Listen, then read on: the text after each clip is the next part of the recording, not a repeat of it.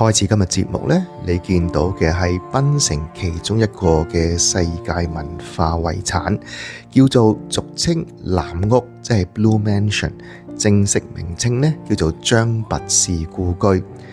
呢座 building 呢，其實好有歷史之餘呢，最近係熱門嘅旅遊勝地，全因為一套電影 Crazy Rich Asians， 唔知你有冇睇過呢？裏邊呢有幾幕咧都係用呢一個地方做場景嘅。今集咧係主要同大家介紹我喺檳城嗰2夜1日嘅旅程，真係叫做快閃。我就分開2部分啦。呢個藍屋咧就係第一個啦。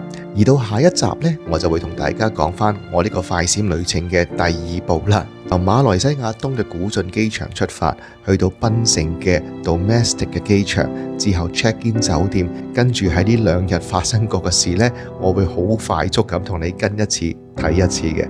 好啦，嚟翻今日介紹呢2個世界文化遺產嘅景點先。Can I go in? Oh, there. 要買飛㗎，要買飛有參觀。Ticket is sold out, but if you want to do self tour, self walking, there is another way. This one is cafe. If you spend in cafe, same price of ticket 25 ringgit. You eat there, you can get inside free. Over there, cafe. So we go round here. Manga cafe. You come with receipt. I chop and give you sticker. Okay, yeah. If we come in and ticket still available, can we still do this drink and go in? But you can do the after 1 o'clock. After 1 o'clock, you can eat. You can go. Yeah. Okay. But normally in the morning, we must buy ticket, right? Okay. Thank you. 頭先唔知你聽唔聽得清楚，究竟發生咗乜嘢事呢？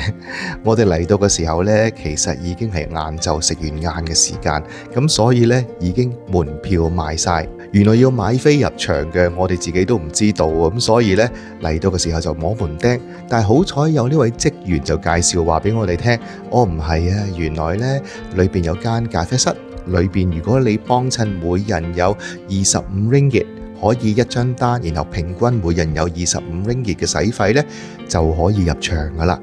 咁我話咦好喎，咁我哋就咁樣嘅情況之下呢，就入去幫襯咗啦。咁之後我哋出翻嚟再問翻呢位職員嘅時候，我就多口問一句：喂，咁如果呢我哋朝早嚟到嘅時候仲有飛賣，咁但係我哋不如入去飲杯嘢啦。橫掂都係俾25 ringgit 嘅啫，入場費係25，飲杯嘢又25，起碼賺杯嘢飲啊。咁佢話其實呢就最好唔好啦，應該呢就真係買飛嘅時候仲有飛呢，就要買飛入場嘅。呢啲唔知係咪我哋香港人嘅陋習呢？成日都算死草嚇。幫襯完咖啡室，一人使咗25 ringgit 之後呢，就出翻嚟揾翻呢位職員啦。佢就每人喺我哋手臂黏一個 label， 咁我都有黏喺心口啦。咁我哋就可以入場啦。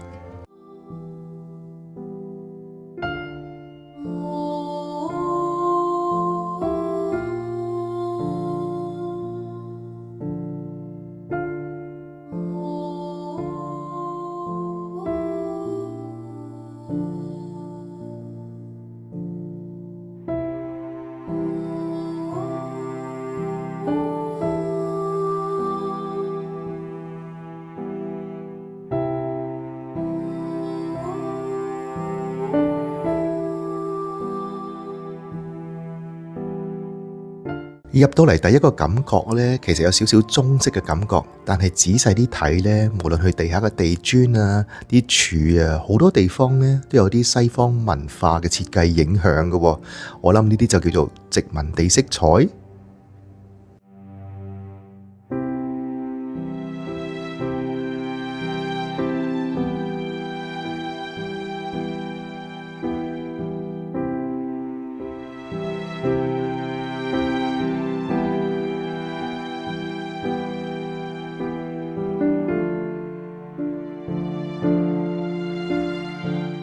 行上2樓之前呢，望一望呢個位攔住咗嘅喎。原來呢應該係酒店嗰邊嚟嘅。呢度其實可以 book 㗎，真係一間依家運作緊嘅酒店嚟嘅，都係700零 ringgit 一晚嘅啫，唔算貴下。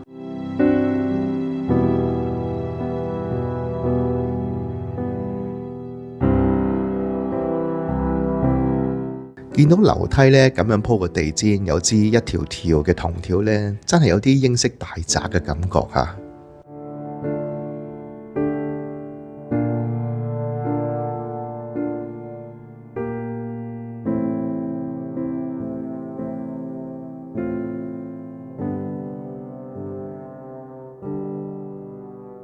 上到嚟2樓更加舒服，因為有日光啦，同埋佢哋啲欄杆呢真係整得好靚，雕工好細緻。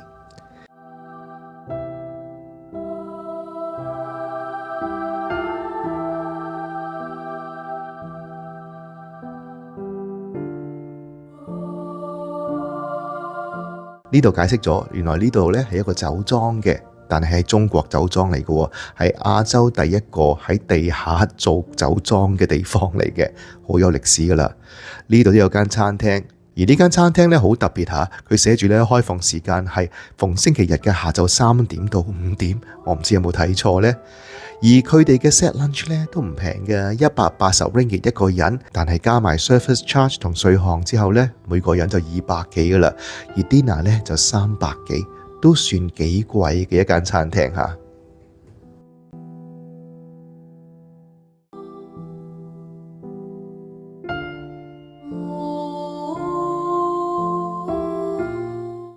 我最有興趣呢，就睇下佢哋嘅衛生間廁所啦。呢個廁所呢，真係可以話中西合璧嘅，有中國傳統特色嘅一啲屏風啦。亦都有啲好似教堂嘅彩色玻璃，再加埋天花呢個設計呢，真係可以叫做一個中西合璧設計嘅洗手間嚇。睇下坐廁先，坐廁梗係要西式啦。依家如果要踎廁就好辛苦噶啦。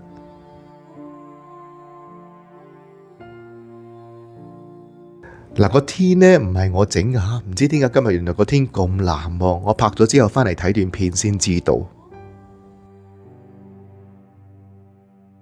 呢度呢就好似一個博物館咁啦。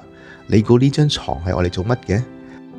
係一張用嚟結婚嘅大床嚟嘅，即係好似以前我哋睇粵劇嘅《帝女花》裏邊呢，洞房花燭夜，咪就係喺呢一張床上面發生嘅咯。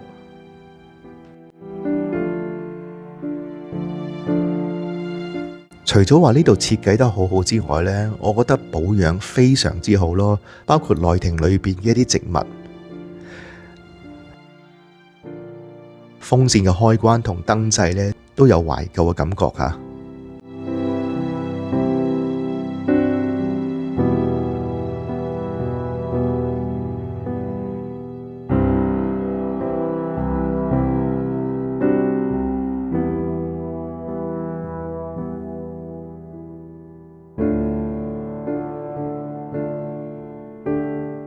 行咗個圈落到嚟呢，就見到呢一間房，唔知係間酒吧定咖啡室呢？我相信兩樣都係啦。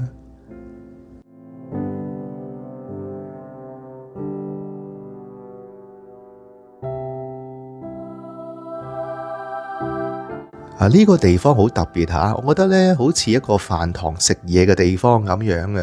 咁但係睇上邊呢，寫住有個牌坊上邊寫住樂善好施，唔知係咪以前人哋所講嘅祠堂呢？我有個感覺啊，佢哋咁樣擠啲嘢食呢，會唔會呢度就係酒店嘅 guest 喺度食早餐嘅地方呢？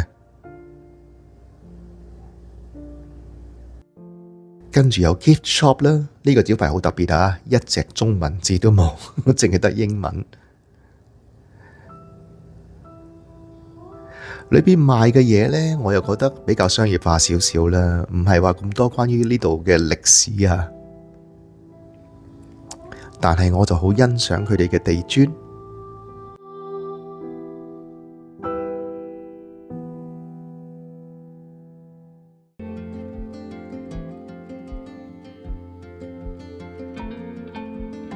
我哋住嗰間酒店呢，個房就向住呢一個風景啦。一朝早起身呢，尤其是落完雨呢，有一種好詩情畫意嘅感覺嚇。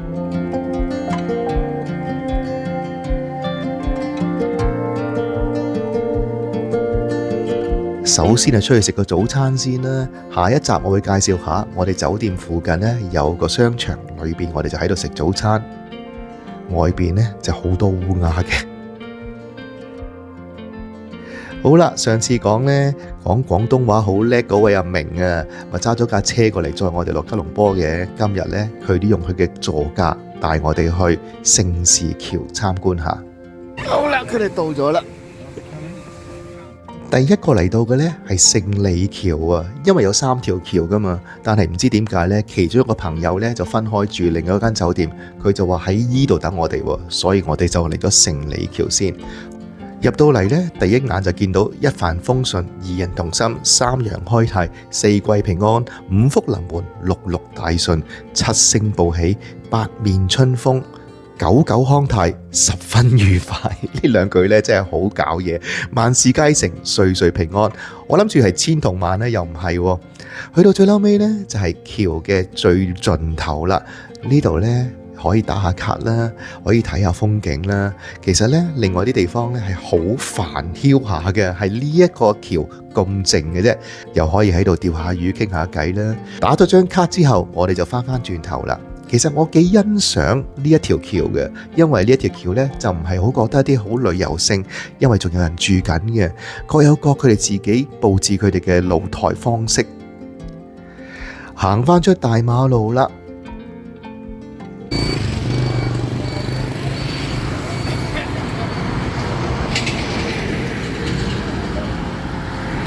行過少少呢，有個大肥羅雞飯，好有地標性嘅，因為右邊就係聖陳橋，左邊呢就係聖周橋，真係一個地標性嘅餐廳嚇。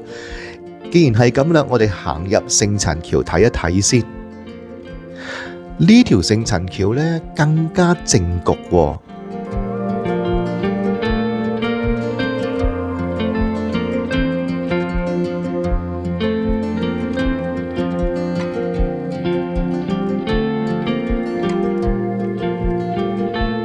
呢度呢亦都好似頭先嘅聖理橋一樣，似乎有人住緊嘅，費事入去打擾人啦。我哋轉頭出返嚟呢，就睇一睇正話地標性嘅餐廳大飛羅雞飯。大飛羅雞飯究竟食啲乜嘢嘅呢？似乎真係有地標性喎，1969年就喺度噶啦。食嘅當然大部分都係雞啦，都幾平下。跟住隔離呢，有間賣蛋糕嘅地方，翠香園。再行過啲呢，就係聖周橋啦，未到聖周橋之前呢，有齊天大聖啦、青岩宮啦，終於行到聖周橋啦。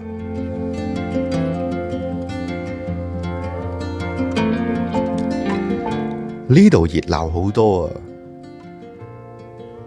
我啲朋友呢，真係要揾個地方坐一坐先，因為正話行咗2條橋都行到腳跛啦。我呢，就入嚟先望一望，究竟聖周橋係點嘅呢？哇，都好似幾多嘢睇喎！入去飲嘢先啊！我就叫咗個椰青，朋友呢，正話就喺嗰個翠香園買咗呢個蛋糕。轉頭嘭一聲，已經冇咗小半啦。跟住我就食呢個用美人魚匙羹食嘅椰青，姐姐呢仲會幫我哋起埋肉添啊！開始我哋行入聖周橋啦，依家呢係中午時候，真係曬到癲啊！入到嚟呢，好多廟啦，可能因為呢個原因啊，吸引好多外國嘅遊客，唔單止係中國人啊，好多西方人呢都被呢啲廟吸引過嚟聖周橋呢度嘅。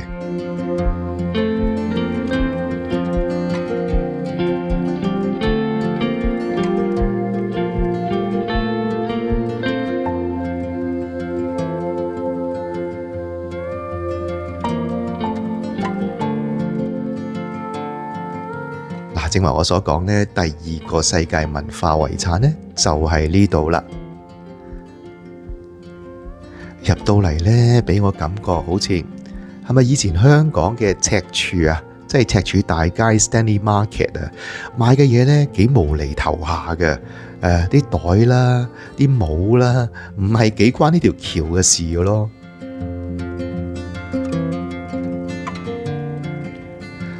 嗱，玩具鋪都有間。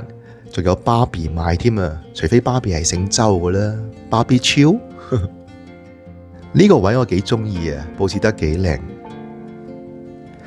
講開無厘頭，梗係有周星馳嘅元秋啦。呢個元秋呢啲髮捲呢係真嘅，但係你估啲頭髮係咪都係真嘅呢？更加搞嘢嘅呢係有呢個廁所嘅牌啊！轉頭一望入到去呢，原來係冇廁所嘅，唔通叫你就地解決？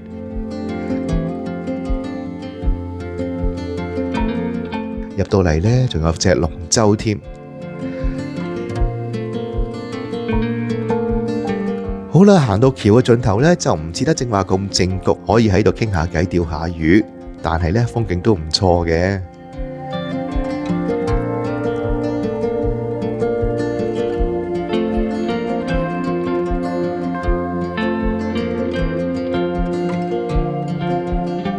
呢度都有個叫做錦天宮喎，但係對面就有呢部機播住呢，就係最近一出好賣咗嘅電影。係俾邊個媽？個個阿媽咯，總之你阿媽潮州人，潮州媽咯。你阿媽，你都有潮州阿婆阿媽嗰啲咯。咁阿爸呢？阿爸唔使啦，阿爸要唔要啊？20蚊？唔要，講潮州話唔要啊！都踩嘅。要嚟做咩啊？20蚊啊！哇，原來要俾成20蚊一張啊！原來係 print 張咁嘅嘢俾你啫。咁即係話我哋自己影完之後 print 出嚟咪得咯，慳翻20蚊。最後呢，有個告示叫做 Dilarang duduk， 我唔知有冇讀錯呢，意思就係 Do not sit here， 不可坐在這裏。好啦，今日多謝你時間先。下一集呢，我哋講下快閃2部曲。我哋由古晉飛到去片靚，跟住 check in 咗間酒店之後，去過邊度食嘢啦，睇過啲乜嘢啦。下次見，拜拜。呢個 channel 係關於一個香港人離開香港，去完英國，再到馬來西亞生活。如果你係第一次睇我嘅片，亦都中意嘅話呢，希望你訂閱同分享啦。又或者如果你有任何嘅意見問題，亦都歡迎你留言俾我。拜拜。